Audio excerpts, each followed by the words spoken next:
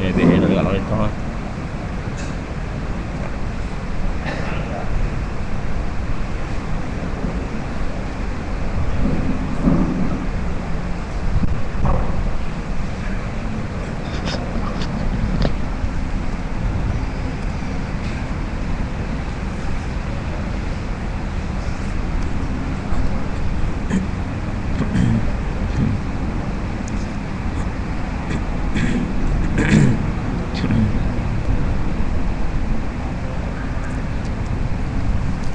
Bismillahirrahmanirrahim. Alhamdulillahi rabbil alamin. Wa bihi nasta'in ala umurid dunya waddin. Wassalatu wassalamu ala sayyidil mursalin Sayyidina Muhammad al-Mustafa al-Mujtaba al-Amin wa ala alihi wa sahbihi ajma'in. Subhanaka la ilma lana illa ma 'allamtana innaka antal alimul hakim. Wala hawla wala quwwata illa billahil aliyyil azim. Amma ba'd. Assalamualaikum warahmatullahi wabarakatuh. Alhamdulillah, sampai pada hadis yang ke-225. Qala Rasulullah sallallahu alaihi wasallam, ayyuma imra'atin asabat bakhura fala tashhad ma'ana al-'isha' al-akhirah. Kata Nabi sallallahu alaihi wasallam, hadis khusus tentang wanita, mana-mana wanita yang memakai wangi-wangian, maka janganlah ia keluar menyaksikan bersama kami solat Isya yang terakhir. Hadis ini, tuan-tuan dan puan yang dirahmati Allah, merupakan hadis yang mengangkat martabat dan kedudukan wanita.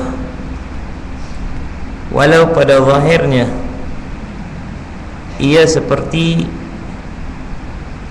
menyekat hak dan kebebasan wanita, pertamanya seperti yang berlaku pada negara-negara barat, dan seperti yang difahami oleh mana-mana orang Islam yang tidak merujuk kepada Al-Quran dan Sunnah.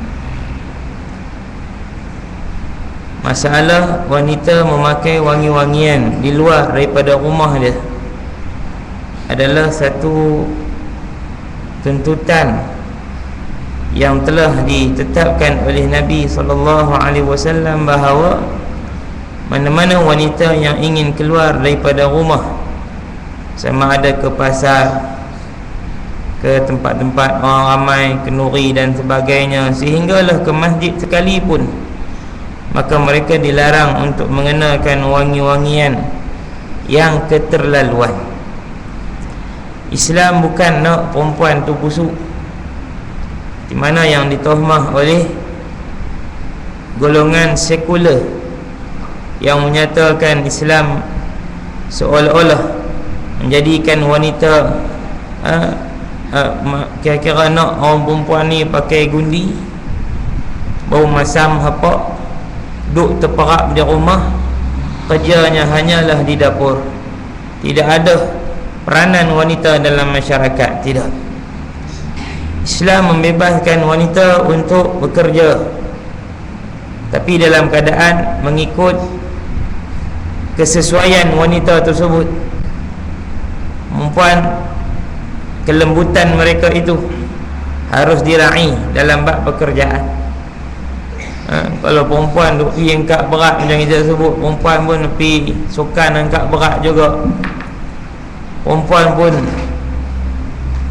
kerja sebagai pengawal keselamatan.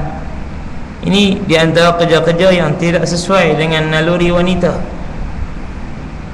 Boleh bekerja tapi pada pekerjaan yang sesuai dengan sifat dia. Sama dengan berpakaian dan berwangi-wangian. Di dalam kitab yang dikarang oleh Syekh yang kita pergi dengar semalam, Syekh Dr. Ali As-Sabuni, dalam kitab tafsir Ayatul Ahkam, dia menceritakan tentang bagaimana dawa'iz zina, unsur-unsur yang menyebabkan berlakunya zina ialah di antaranya wanita tidak menjaga pakaian dan juga cara keterampilan mereka. Di bawah sebuah hadis yang diriwayatkan, sabdakan oleh Nabi sallallahu alaihi wasallam, mana-mana wanita yang berwangi-wangian dengan tujuan supaya dihidu oleh kaum lelaki, dia keluar daripada rumah dia buah minyak wangi supaya dihidu oleh orang lain, maka sesungguhnya kata Nabi, dia berzina sehinggalah dia pulang semula ke rumahnya. Keadaan dia ketika di luar rumah itu menjadikan dia orang yang mendapat dosa berzina. 3 jam dia duduk luar rumah, 3 jam orang duduk bau wangian yang dia pakai, 3 jam seolah-olah dia sedang berzina. Keras hadis ini tuan-tuan dan puan yang dirahmati Allah. Bukan untuk menyekat hak wanita tak, tapi kerana untuk menjaga kehormatan mereka. Kerana wangi-wangian ini boleh menarik dan juga menimbul merangsang syahwat, dan sekurang-kurang ia menyebabkan zina mata kepada kaum lelaki yang berhampiran dengan wanita tersebut. Tambahan pula hari ini kita tengok dalam TV, surat khabar, radio dan sebagainya mengiklankan dengan secara besar-besaran wangi-wangian yang dipakai oleh wanita, sehingga keluar pula sabun basuh baju pun yang sabun itu adalah setanding dengan haruman minyak wangi. Kira-kira kalau basuh baju dengan sabun tu, bau wangi dia sama macam minyak wangi bila kita pakai. Ini semua benda yang tidak merujuk kepada agama. Itu Tuan Syekh tu kata semalam, agama kita milik Allah. Man lam yu'min bi kitabillah falaysa bimu'min. Orang yang tidak beriman dengan kitab, yakni Al-Quran yang Allah turun, maka dia bukan orang yang beriman. Tak boleh, kecuali kita kena rujuk kepada apa yang dibenarkan oleh Allah dan Rasulullah sallallahu alaihi wasallam. Maka para ulama menggariskan kepada kaum wanita, mereka boleh memakai wangi-wangian dalam pakaian mereka.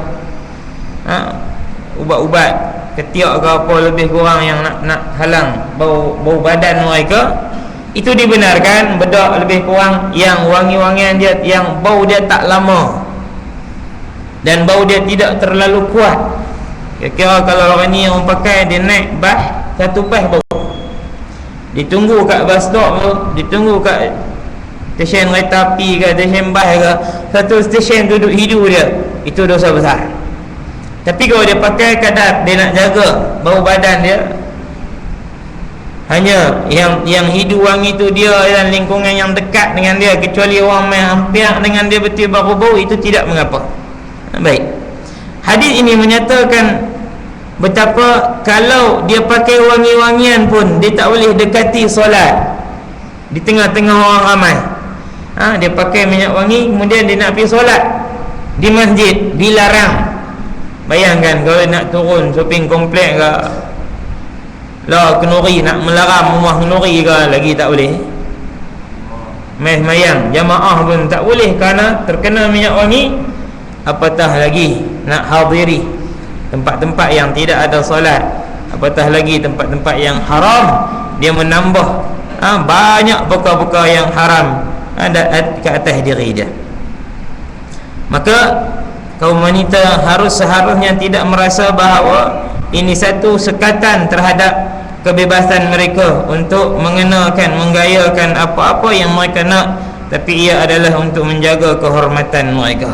Nah, itu Nabi SAW berpesan dalam khutbah yang terakhir. Kata Nabi, istausu bin nisa'i khaira, istausu bin nisa'i khaira, hendaklah kamu menjaga kaum wanita dengan baik.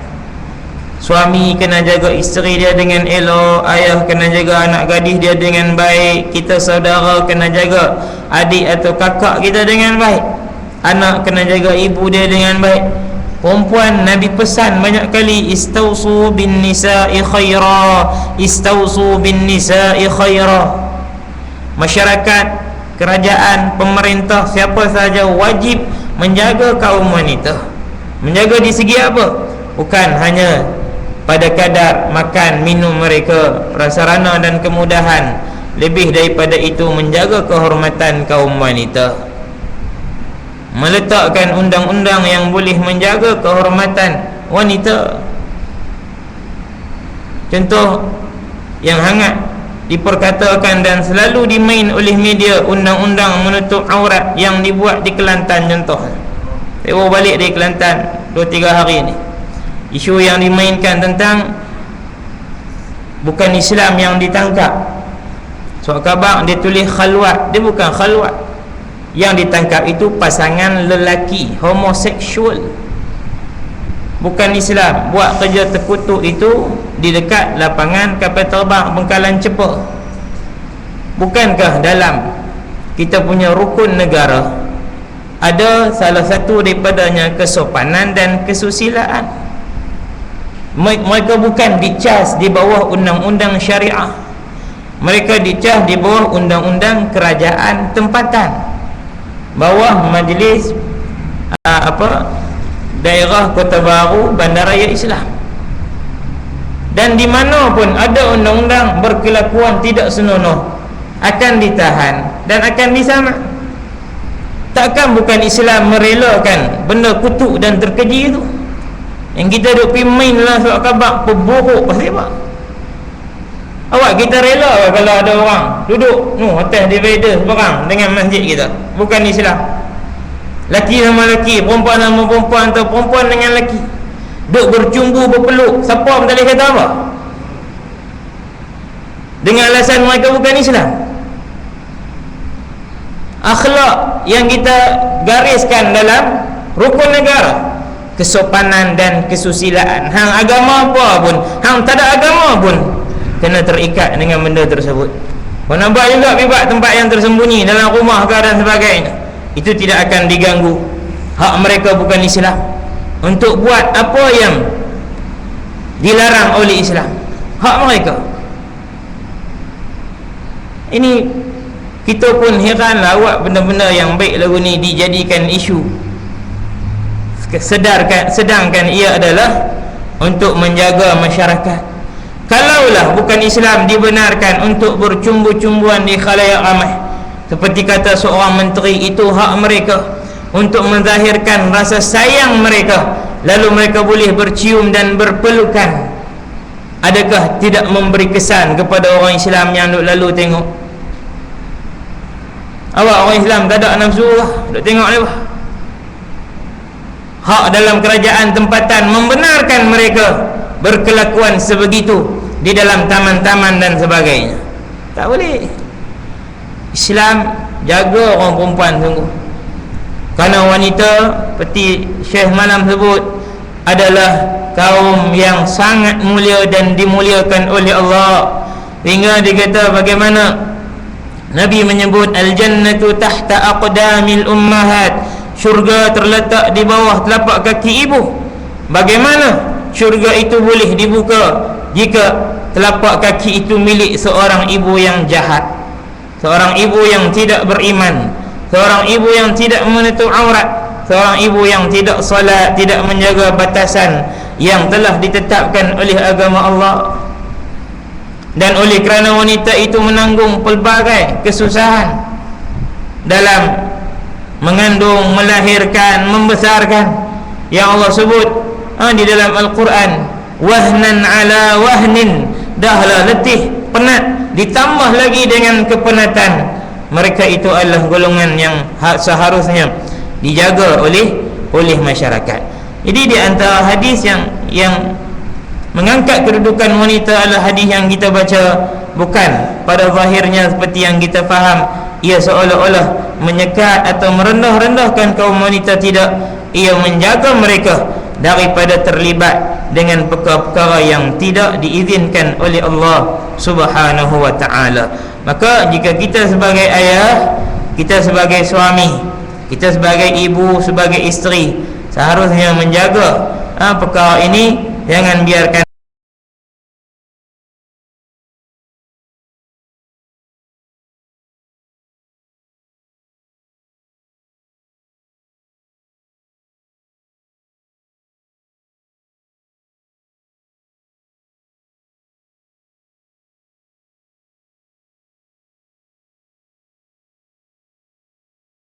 hadis yang ke-226. Ayyuma mri'in qala li akhihi ya kafir faqad ba'a biha ahaduhuma in kana kama qala wa illa raja'at alayhi. Mana-mana orang yang berkata kepada saudaranya, yakni seagama dengan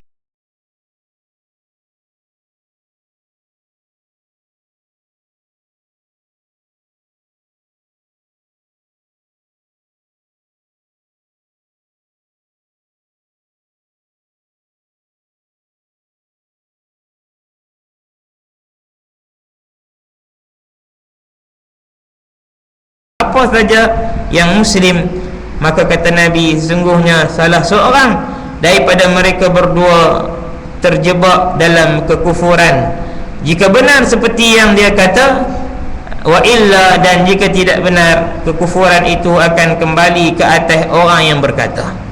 Hadis ni hukum dia banyak, teringkaskan. Di antaranya, pertama, dalam Islam tidak boleh mengkafirkan secara khusus terhadap mana-mana muslim. Dikata dia tu kafir, hang kafir, pertubuhan itu kafir, kampung tu kafir, apa pekan tu kafir, ni satu taman ni kafir. Itu khusus, maknanya ta'yin. Orang tak faham kau orang lain dah, orang tu, maka itu hukumnya haram. Boleh menjejaskan akidah kerana kata-kata kufur tu kembali kepada orang yang mengungkap dia. Tetapi jika takfir itu umum, mengkafirkan itu umum, contohnya barang siapa yang buat macam ni maka dia adalah kafir, itu tidak mengapa. Siapa yang menolak hukum ini, siapa yang tidak beriman dengan ayat ini, siapa yang buat perkara ini, hukumnya adalah kafir berdasarkan ayat, hadis dan sebagainya, itu tidak mengapa. Itu takfir am, mengkufurkan secara umum. Baik, jika benar orang yang kita kafirkan secara khusus itu melakukan perkara yang kufur dengan jelas, seperti mencerca Nabi, mencerca para sahabat Nabi SAW, seperti golongan Syiah yang tidak segan menuduh kufurnya sahabat Nabi yang paling hebat sekali, Sayyidina Abu Bakar, maka itu dengan jelas bahawa dia kafir, boleh panggil woi kafir. Sahabat Nabi pun tak selamat daripada lidah dia, takkan kita nak jaga iman dia? Nak panggil dia hang, tak apalah, kita beza mazhab ya. Bukan mazhab. Syiah adalah satu agama yang lain, kerana mereka berakidah dengan akidah yang menyatakan para sahabat mereka adalah di kalangan sama ada kafir, munafik, nifaq, fasik, kecuali beberapa orang sahaja di kalangan ahli keluarga Nabi SAW, yang ni tak boleh, kerana Allah telah meredai para sahabat di dalam Al-Quran. Siapa kita untuk mengkafirkan mereka? Barang siapa yang bertentangan kenyataannya dengan kenyataan Allah, maka dia telah kafir. Contoh, atau kita tengok kawan tu jelas, dia bawa balik tokong, letak depan rumah dia, dia duduk sembah. Orang tanya apa siapa? Aku kena buat ni 40 hari nak bagi hilang sel. Hang kafir, boleh kata aku tu. Bukan dengan tokong tu hang hilang sel, hang kena minta dekat Allah.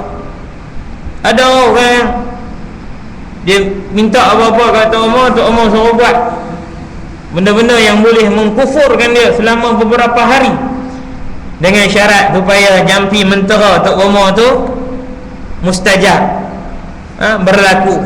Tak boleh. Atau dengan berfahaman tentang tarikh-tarikh tertentu boleh memberikan, orang kata apa, ada kelebihan berbanding tarikh-tarikh yang lain. Macam baru ni 12 tak apalah nak menikah tarikh tu sebagai kelainan, tak apa. Tapi tak boleh mesti tarikh ni. Kalau kita buat tarikh lain habis, tak apa nak elok majlis kita, tak apa nak seronok apa, yang tu boleh membawa kepada kekufuran. Beriman dengan tarikh ni tak ada apa. Benda-benda yang jelas mengeluarkan seorang daripada iman, kalau dia buat kita boleh kata, tapi eloknya nasihat dululah. Ni tak boleh, yang ni boleh keluarkan kita daripada iman, boleh menjadikan kita kufur kepada Allah. Dia buat keras kepala juga, dia maki kita, kita boleh kata yang baik keras sikit supaya dia sedap. Hang tahu tak hang jadi kapiak dah sebab hang buat ni? Orang Melayu ni dia cukup pantang kataan tu. Dia tak pernah semayang pun tak apa, padahal tak semayang pun jadi kapiak dah. Tapi panggil dia oi kapiak, mana cerita tu? Tengok ada perempuan masuk kawasan sekolah tak pakai tudung, yang ni kau ni Islam ke kapiak? Dia marah tu awak tu kata orang kapiak. Orang tanya, kalau betul Islam duk kawasan masjid ni pakailah tudung bagi elok. Bab tu cukup marahnya, tapi dia tak jaga akidah dia dengan benar. Afdalnya para ulama kata tidak mengkafirkan terlebih dahulu, memberi nasihat. Tapi jika dia terus menjaharkan, yakni dia terus menzahirkan perbuatan buruk dia yang melanggar akidah, boleh dengan tujuan kita nak ubah dia, memanggil dia ya kafir. Hadis yang ke-227, ayyuma 'abdin abaqa faqad bari'at minhu zimmah. Kata Nabi SAW, mana-mana hamba yang melarikan diri daripada tuannya, maka sesungguhnya tuannya bebas daripada tanggungannya, dan dia juga bebas daripada Islam. Dalam Islam dia ada undang-undang zaman dulunya ketika masih ada sistem perhambaan. Mana-mana hamba yang menjadi milik seseorang, dia adalah seperti barang. Contoh kita, hamba kita tu macam kereta. Macam kereta, kalau mati boleh waris, kita boleh jual, kita boleh hadiah. Macam kereta kita, macam rumah. Baik, bila dia jadi milik kita, dia lari daripada kita, sesungguhnya seolah-olah dia telah, maknanya dia telah mencuri. Diri dia sendiri dia curi, lari pada tuan dia. Maka mana-mana hamba yang buat macam tu, hukum dia berdosa besar. Bari'at minhu zimbah, mana dia tuan dia tak bertanggungjawab lagi ke atasnya apa-apa yang berlaku. Hadis ni kita bagi sesuai dengan zaman hari ni yang tidak ada lagi sistem perhambaan dengan sistem amah, orang gaji dan sebagainya. Heboh kan, lalu berlaku bila dah lah bawa mai tu nak kena bayar mai, duk minggu dua, balas barang kemas tuan, lari pula. Hukum dia sama dengan ni. Baik, namun jika tuan atau majikan itu menyiksa hambanya, menyiksa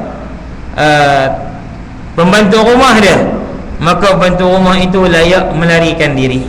Layak melarikan diri. Yang duk berlaku, terkadang kita dapat report daripada majikannya, oh hamba dia apa, pembantu rumah dia macam ni, curi duit nu, lari dan sebagainya. Tak dengar lagi report daripada pembantu rumah. Hak majikan dia buat apa dekat dia. Dalam bab ni, orang yang ada pembantu rumah kena jaga sungguh. Nabi SAW kata, siapa yang ada hamba, dia kena bagi makan hamba tu apa yang dia makan, kena bagi pakai hamba tu apa yang dia pakai. Maknanya kalau kita ada membantu rumah, apa yang kita makan kau untuk makan, apa yang kita pakai kau untuk pakai. Kalau kita berehat, kau tu pun kena berehat. Ni dah gaji sikit, buat kerja non-stop. Anak kena tengok, kena masak, kena tuan rumah ni lenggang sungguh-sungguh. Sebab apa? Kami bayar. hak dia sebagai manusia kena jaga. Nabi sendiri pesan, siapa ada hamba bagi makan, at'imuhu ma tut'imun, bagi dia makan apa yang kamu makan, waksuhu ma taksun, bagi dia pakai apa yang kamu pakai.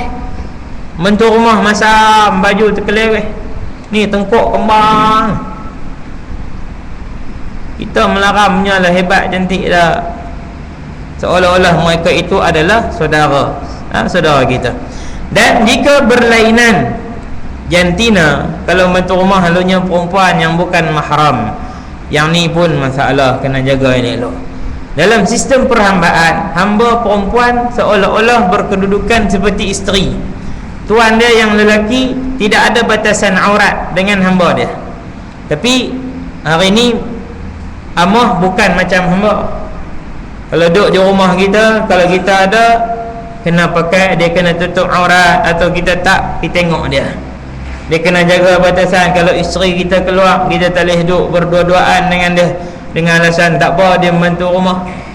Tak pergi keluar pun, mereka dua juga, apa, mula-mula nak beli ikan, makan ikan tu, ni yang duk jadi. Oh tak apa, membantu rumah heret merata, akhirnya berlaku zina. Kerana apa? Majikan dia hanya mengambil berat tentang urusan apa amah dia, tapi dia tak ambil berat tentang urusan hukum hakam, halal haram, apa yang boleh dia lihat, adakah dia boleh bersembang dan sebagainya. Ini harus diberi perhatian oleh orang-orang yang memiliki pembantu rumah di kalangan kaum wanita khususnya. Wallahu a'lam. Wa sallallahu ala sayyidina Muhammad wa ala alihi wa sahbihi wasallam. Walhamdulillahi rabbil alamin. Subhanallah. Baik. Ya.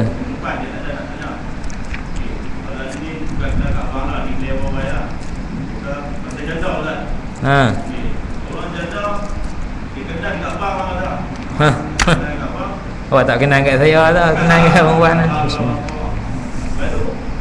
Apa dia tak suka, dia tu abang dah ada isteri, dah ada anak, dia tak suka.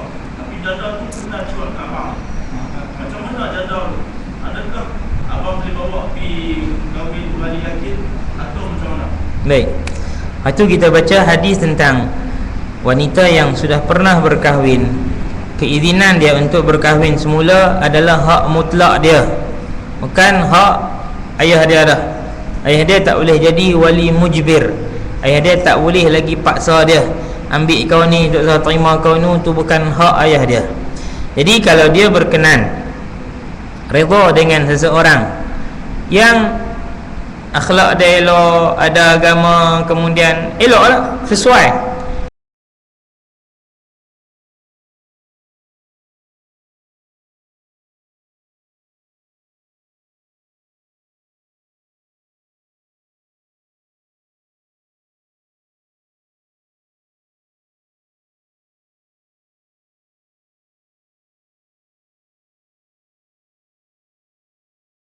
Dia wanita yang pernah berkahwin lain daripada wanita yang belum pernah berkahwin. Jadi kalau dia sesuai orang tu dengan dia, ayah dia tidak berhak melarang dia. Baik, ayah dia larang juga. Yalah, lain parti ke, tak ni pernah berkeli Tok Wan dengan Tok Wan dulu ke, kita cucu pun duk tahan lagi, atau apa-apa yang bukan bab syar'i, tak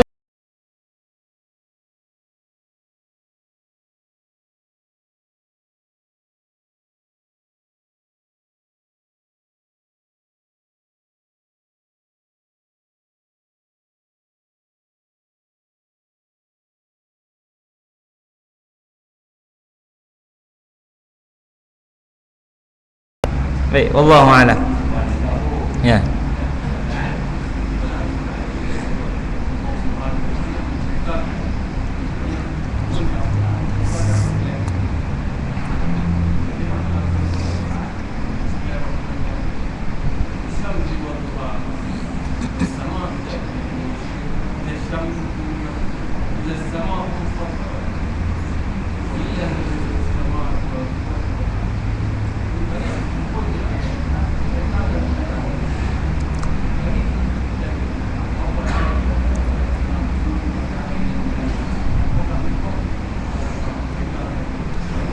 Baik, soalan tentang dalam Al-Quran banyak Allah menceritakan tentang Al-Kaun, yakni ciptaan Allah yang lain daripada manusia.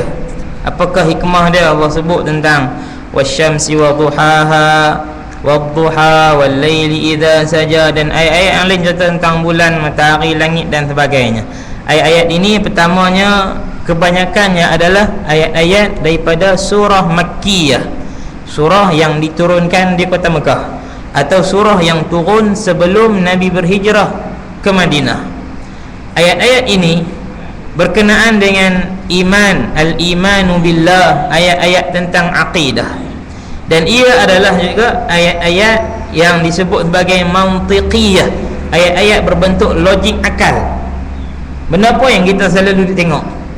Kalau siang matahari, kalau malam bulan. Siang dan malam mesti kita tengok langit. Siapa tak tengok langit dalam sehari? Kalau keluar Allah mesti tengok.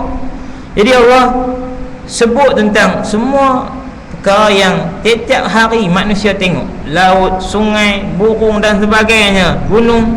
Berapa kali Allah sebut? Ni supaya apa? Supaya manusia beriman kepada Allah Subhanahu wa taala. Apabila mereka payah untuk menerima tentang kewujudan Allah yang tidak boleh dilihat, keesaan Allah, bolehkah Allah ni yang satu mentadbir alam yang begitu luas? Allah ulang banyak kali. Dan Allah sebut pula, kalaulah ciptaan yang hebat ini ada dua pencipta dia, agak-agak boleh berlaku. Lau kana fihima alihatun illallahu la fasadata, kata Allah, kalaulah di atas muka bumi dan langit ini ada dua pencipta, dua Tuhan, akan rosak langit dan bumi. Maksud dia apa? Mana boleh dua yang berkuasa setanding boleh duduk lama-lama nak bincang ni, kita nak buat langit berapa lebih, seorang kata 8, seorang kata 4. Allah sebut sendiri kerana kuasa mesti mutlak satu. Ada dua Perdana Menteri, ada dua Menteri Besar dalam negeri, ada dua YB dalam satu kawasan, ada dua Tok Ngulu dalam satu kampung. Seorang kata buat parit, seorang kata tak sah tanam paip, seorang kata lagu ni, seorang kata lagu ni. Baru kampung kecil je, keli sangat tak? Tambah nak cipta yang hebat. Jadi Allah mengajak supaya kita melihat ni benda-benda tabi'i yang duk ada, duk tengok ni, lalu kita renung, alangkah hebatnya. Bila hebat takkan dia jadi sendiri. Bila hebat takkan dia tak ada tuan dia.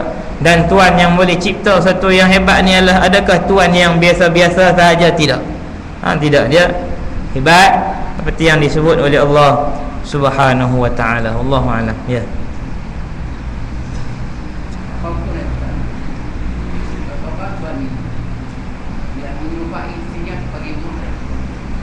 Pada segi apa? Pada segi apa? Tak menyerupakan. Baik, pertama dalam bab ni menyerupakan, tashbih, menyerupakan isteri dengan mak ni, kita harus faham elok dalam bab zihar. Zihar ni menjadi satu kebiasaan orang Arab jahiliyah.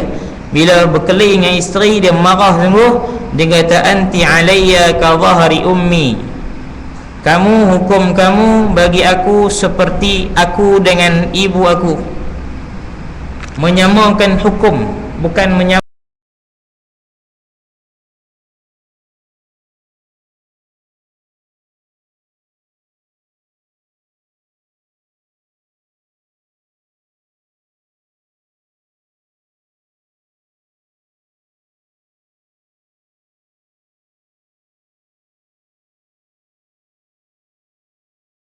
adalah, atau disebut al-mujadilah. Qad sami'a Allahu qawla allati tujadiluka fi zawjiha wa tashtaki ila Allah. Surah ni cerita tentang zihar. Dia mengadu, ya Rasulullah, suami aku menyamakan aku dengan ibunya. Menyamakan pada segi apa? Berkebersamaan.